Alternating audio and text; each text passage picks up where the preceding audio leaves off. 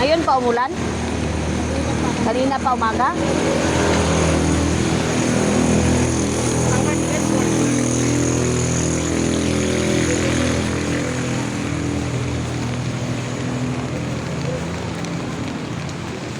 Ayan guys, mamili ako sa grocery ng aming mga pagkain, sabon at shampoo.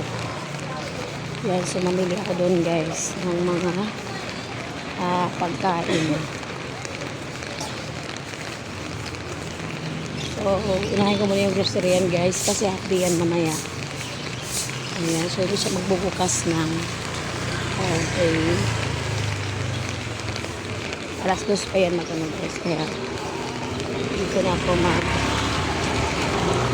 yan.